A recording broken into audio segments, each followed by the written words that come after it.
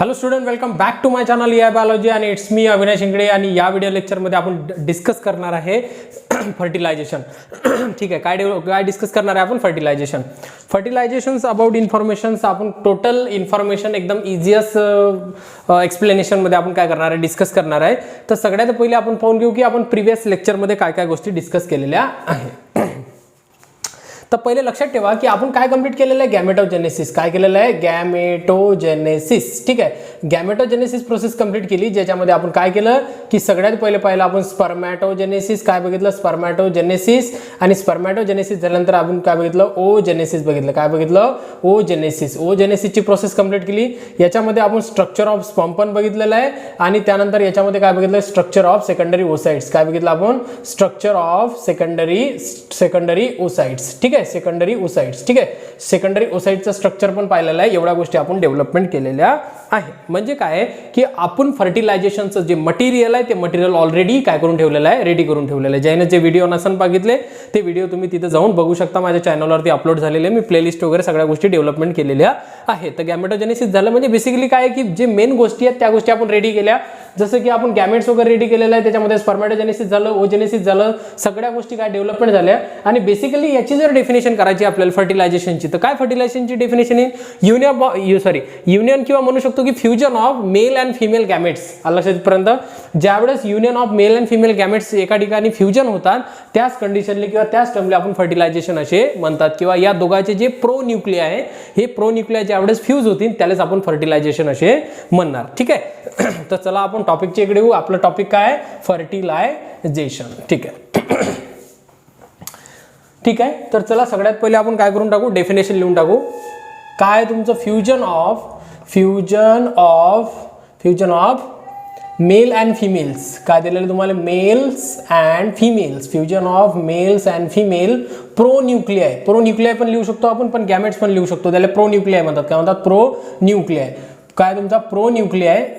Fusion of male and female fusion of male and female pro nuclei और gametes करून टाकू आपण त्याला. गॅमेट्स पण नाही लिहिलं तरी चालते तुम्हाला. Pro nuclei and formation of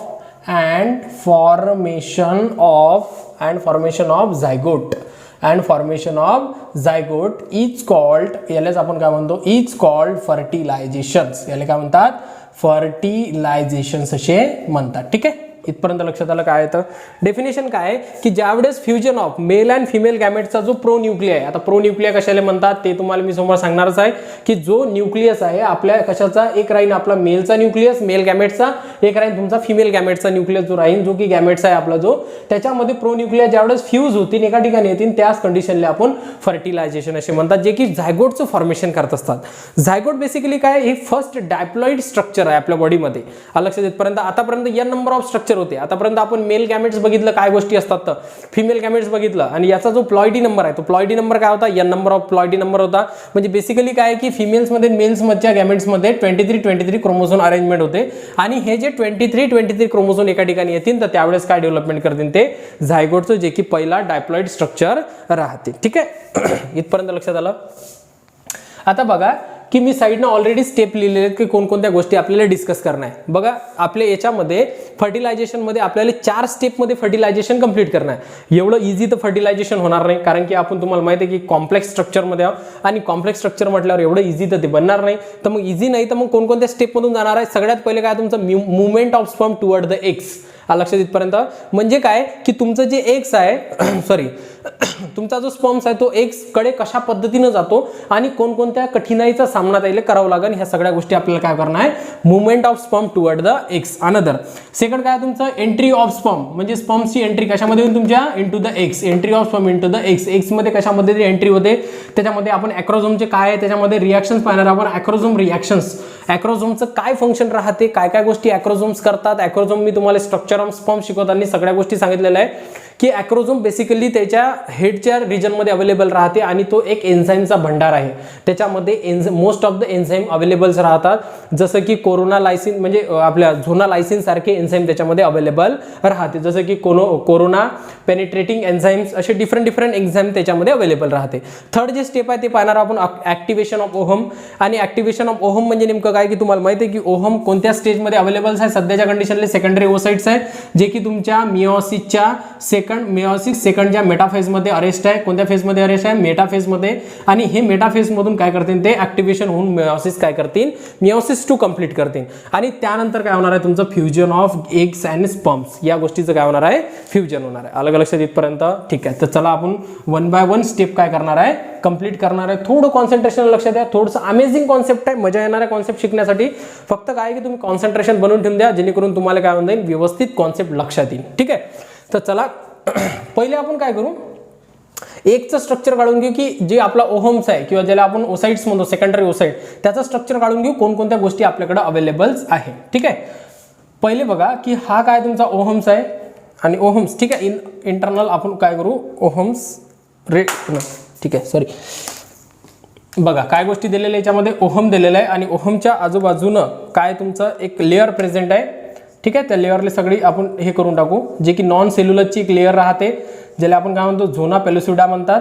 आणि झोना पेलिसुडाच्या नंतर मध्ये त्याच्यामध्ये काय राहतात तुमचा जे की तुमचा सेल्स अवेलेबल आहे. बेसिकली हे ग्रॅन्युलोसा सेल्स राहतात. आणि हे जे ग्रॅन्युलोसा सेल्स आहे हे ग्रॅन्युलोसा सेल्स कशापासून याला काय म्हणतात आपण? कोरोना रेडिएटा म्हणतात. काय म्हणतात? Corona radiata. लक्षात ठेवा की ओव्ह्युलेशन मध्ये एवढ्या गोष्टी एक सोबत राहतात. लक्षात. बाकीचं मी थिका सेल वगैरे नाही काढलेलं आहे, कारण की थिका सेल वगैरे ते ऑलरेडी याच्यासोबत येत नाही. ज्यावेळेस हे ओव्हिडक्टमध्ये जातात तर एवढंच सोबत घेऊन जाते. ठीक आहे. तर कोणकोणत्या गोष्टी आहे की हा जो मिडल्स मधला आहे, जे की तुम्हाला मिडलचं ब्लॅक कलर जे दिसते तुम्हाला, हे काय तुमचा सेकंडरी ओसाइट्स आहे. काय तुमचा? Secondary oocytes. ठीक आहे. लक्षात इथपर्यंत सेकंडरी ओसाइट्स आहे. अजून मॅच्युअर ओसाइट म्हटलं का आपण त्याला? नाही, कारण की तो ऑलरेडी मिओसिसमध्ये अरेस्ट फॉर्ममध्ये अवेलेबल आहे. त्यानं त्याची प्रोसेस कंप्लीट केलेली नाही आहे, म्हणून त्याला सेकंडरी ओसाइट म्हटलं, मॅच्युअर ओसाइट म्हटलेलं नाही आहे. मॅच्युअर कधी होईल? तर तुमचं ॲक्टिव्हेशन ऑफ ओहमच्या टाईममध्ये. ठीक आहे.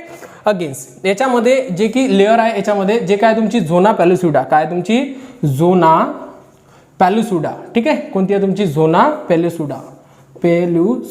पोलिसिडा. ठीक आहे. जे प्रोनाउन्सिएशन तुम्ही करत असाल CID आहे ते झोना पेलिसुडा. आणि झोना पेलिसुडा झाल्यानंतर हे जे बाहेरची आहे ते काय तुमची? Corona radiata. Corona radiata. अलग लक्षात इथपर्यंत एवढ्या गोष्टी त्याच्यामध्ये अवेलेबल्स आहे. एवढ्या गोष्टी लक्षात ठेवा. या गोष्टी समजणं गरजेचं आहे, कारण की ह्या सगळ्या झोना पेलिसुला जे आपली जे लेअर्स आहे ते लेअर कुठपर्यंत आपल्यासोबत राहणार आहे, त्यानंतर कोरोना रेडिएटा कुठपर्यंत राहणार आहे, झोना पेलिसुला तर इम्प्लांटेशन पर्यंत आपल्यासोबत राहणार आहे.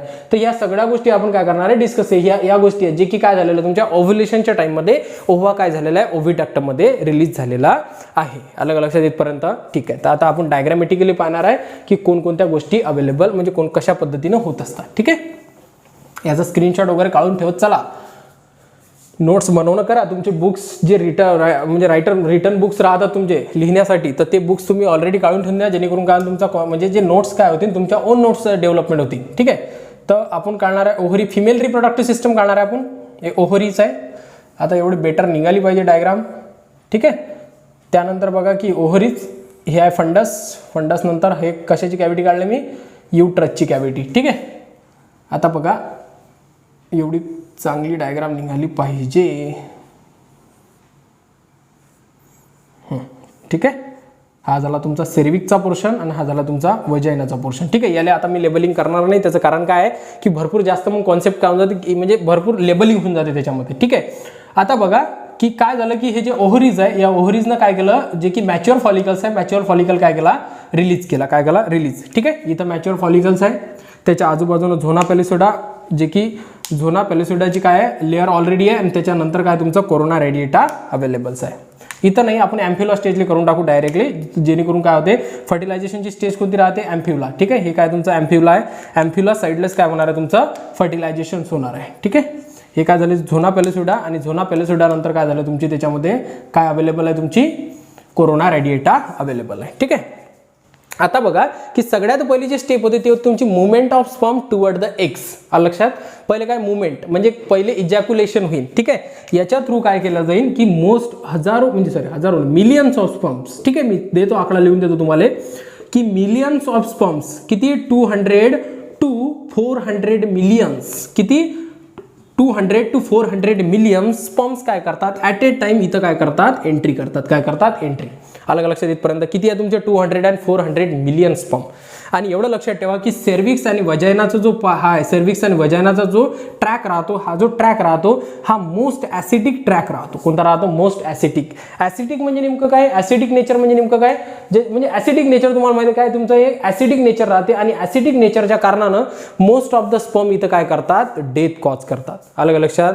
त्याचं कारण काय की 200 and 400 मिलियन स्पर्मचं आपल्याला काही काम आहे का? नाही. आपल्याला कशाचं काम आहे? फक्त एका स्पर्मचं काम आहे जो की फिटेस्ट राहील. जर लक्षात ठेवा की जो एकदम बेस्ट राहील तोच तिथं काय केला जाईल? ट्रॅव्हल करण आणि तिथपर्यंत काय त्याला फर्टिलाइज करण. ठीक आहे, तर मग पहिले काय झालं तुमचं movement of sperm toward the x मध्ये सगळ्यात पहिले इजॅक्युलेशन झालं आणि सिंगल इजॅक्युलेशन मध्ये 200 to 400 मिलियन स्पर्म मेल्सनं काय केलं? इजॅक्युलेट केले आणि त्याच्यामध्ये फिमेल्स रिप्रोडक्टिव्ह पार्टमध्ये एंट्री केले आणि एंट्री केल्यानंतर काय होते की सगळ्यात पहिले जो तुमचा सर्विक्स आणि वजायनाचा जो पोर्शन्स आहे जो की एक ट्रॅक राहतो, त्या ट्रॅकमध्ये भरपूर ॲसिडिक इन्व्हायरमेंट राहते आणि त्या ॲसिडिक इन्व्हायरमेंटनं मोस्ट ऑफ द जे स्पर्म्स राहतात ते स्पर्म्स काय होतात तुमचे डिस्ट्रॉय होऊन जातात, किल होऊन जातात. अलग लक्षात? बरं, आता एवढंच स्पर्म नाही म्हणजे एवढंच काम नाही आहे तर याच्या व्यतिरिक्त पण त्याचं काहीतरी काम आहे. ठीक आहे, इथपर्यंत लक्षात द्या. आता हे जे डायग्राम काढली आहे मी, हे डायग्राम काढलेले एक्स स्पर्मची डायग्राम काढलेली. ठीक आहे, हे कशाची डायग्राम आहे? तुमच्या स्पर्मची डायग्राम आहे, ज्याच्यामध्ये वरचा जो पोर्शन राहतो हा काय झाला तुमचा? ॲक्रोझोम्स. काय झाला तुमचा? ॲक्रोझोम्स. ठीक आहे, हा काय झाला तुमचा? ॲक्रोझोम्स. आणि हे जे ॲक्रोझोम्स आहेत या ॲक्रोझोम्स, ठीक आहे, मी ॲक्रोझोम तुम्हाला दाखवून दिला आणि याच्या आजूबाजूनं जी लेहर राहते कशाच्या? तुमच्या मेल गॅमेटच्या. ठीक आहे, तर ही काय झाली तुमची? प्लाझ्मा मेम्ब्रेन झाली. काय झाली तुमची? Plasma membrane. काय झाली? Plasma membrane. काय झालं? Plasma membrane. Plasma membrane. ठीक आहे, इथपर्यंत लक्षात आलं काय आहे तुमचा? Plasma membrane. म्हणजे बेसिकली काय आहे की या ॲसिडिक नेचरचं अजून एक फंक्शन आहे. पहिली गोष्ट तर त्याला डिस्ट्रॉय करणे, मोस्ट ऑफ द स्पर्मले काय करते? ते डिस्ट्रॉय करते आणि नंतर काय आहे की याच्यावर जे प्लाझ्मा मेम्ब्रेन आहे त्याला काय करते? ते रिमूव्ह करते. जेणेकरून काय होणार? तुमचा ॲक्रोझोमचं जे मेन फंक्शन आहे, एन्झाईम जे राहतात ते एन्झाईम्स काय करतील तुमचे व्यवस्थित पद्धतीनं म्हणजे एन्झाईमचं कम्युनिकेशन किंवा एन्झाईम रिलीज होऊ शकणार. ठीक आहे, म्हणजे काय की इथून ट्रॅव्हल करणारे जेवढे बी स्पर्म्स राहतील त्याच्यावर प्लाझ्मा मेम्ब्रेनची लेअर राहणार नाही. ठीक आहे, इथपर्यंत लक्षात आलं. आता काय झालं की हे स्पर्म काय करत आहे? ट्रॅव्हल करत आहे. आता ट्रॅव्हल करत असताना बघा की काय होते तुमचं की मुवमेंट ऑफ स्पर्म. इथून काय झालं तुमचं? मुवमेंट ऑफ स्पर्म पण चालू आहे.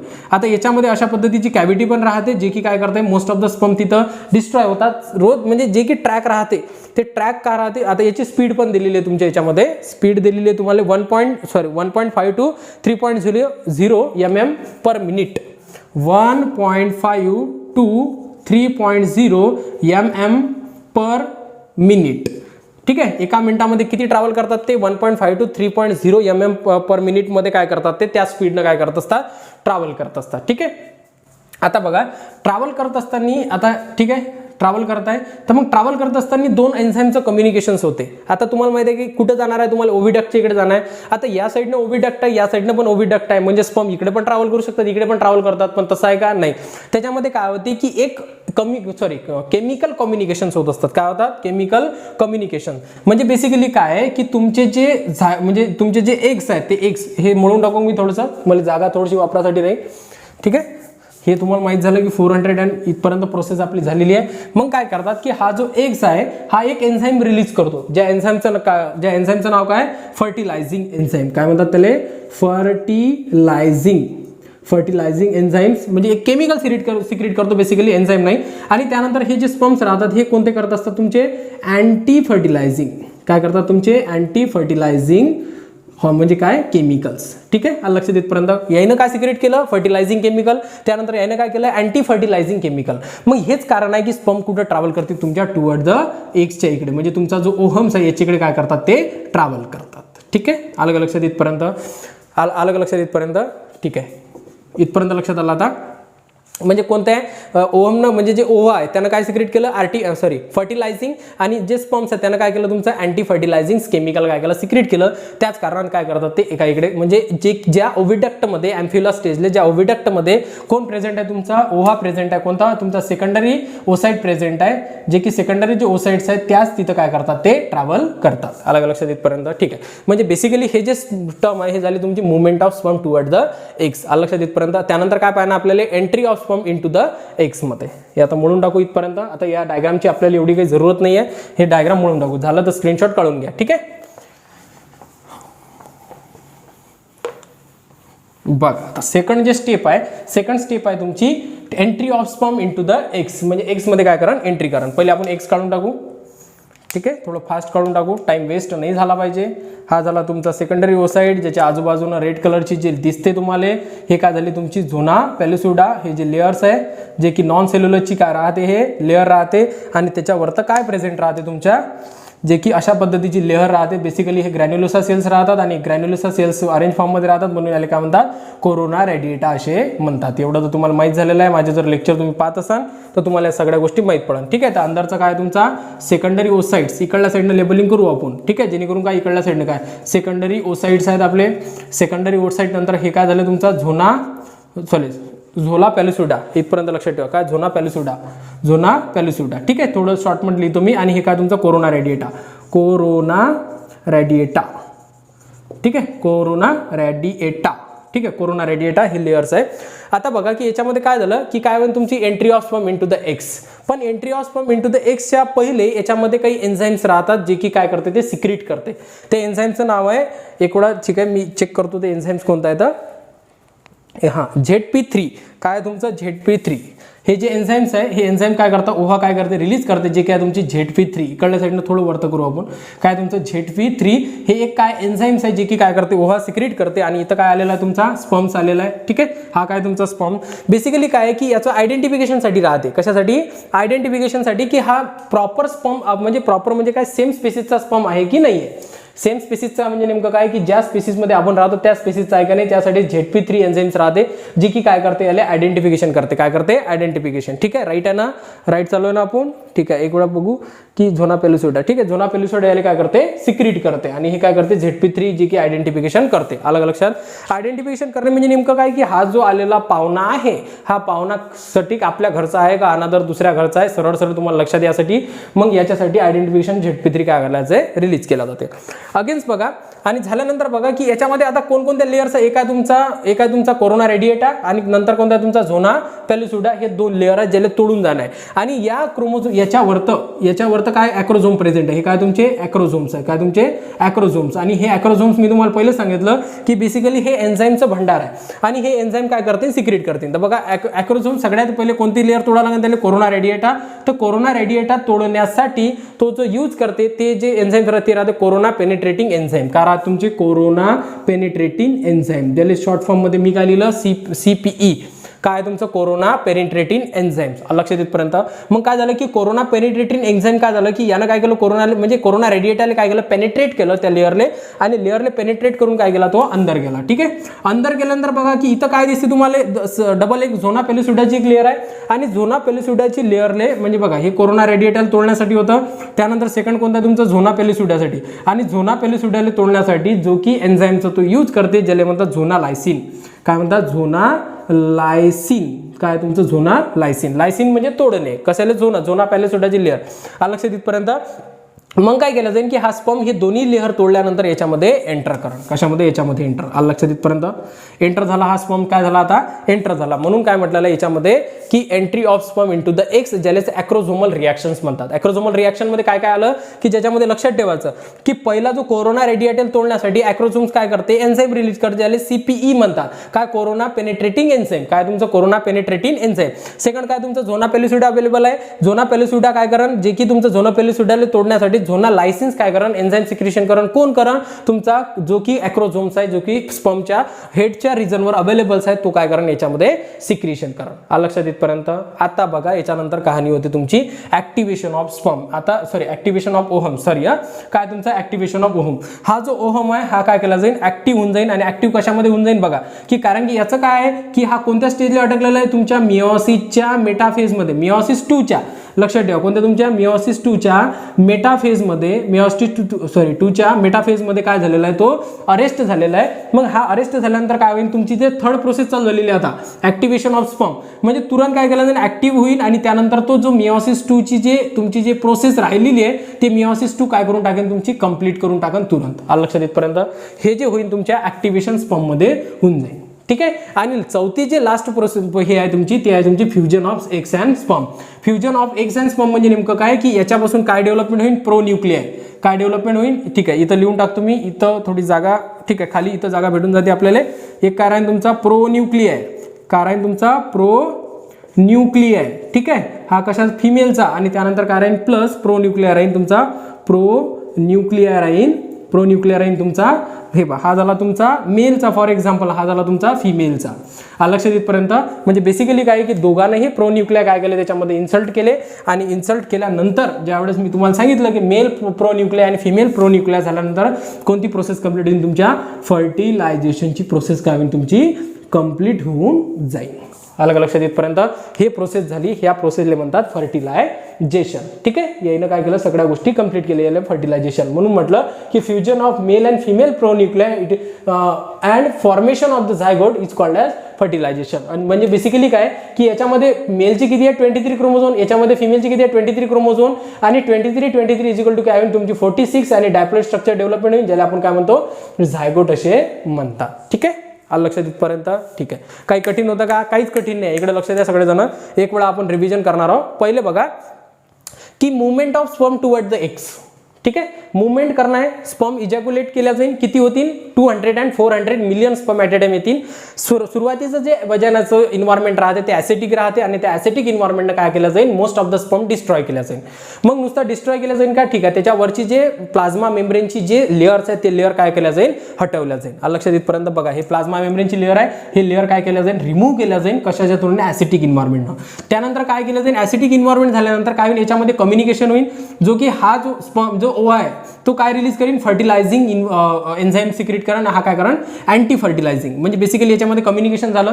मग काय केलं त्याच्यामध्ये म्हणजे ओव्हिडक्टच्या इकडे त्यानंतर दुसरी प्रोसेस काय होईल तुमची entry of sperm into the eggs. मग एंट्री केल्या जाईल याच्यामध्ये आणि एंट्री कशा पद्धतीने केल्या जाईल तर त्याच्यामध्ये ॲक्रोझोम रिॲक्शन्स होतील. ॲक्रोझोम रिॲक्शन कोणकोणते आहेत पहिली गोष्ट काय की तुमचा जो कोरोना रेडिएट आहे त्याला तोडण्यासाठी तुम्हाला CPE म्हणजे कोरोना पेनेट्रेटिंग एन्झाईम रिलीज करण कोण रिलीज करण तुमचा ॲक्रोझोम रिलीज करण. अनदर काय तुमचा जो की कोरोना रेडिएट झालं आता झोना पेलिसिडाची लेअर आहे आणि झोना पेलिसिडाची जी लेअर्स आहे त्याच्यासाठी कोणता एन्झाईम सिक्रेट केला जाईल तुमचा झोनालायसिंग कोणता केला जाईल तुमचा झोनालायसिंग.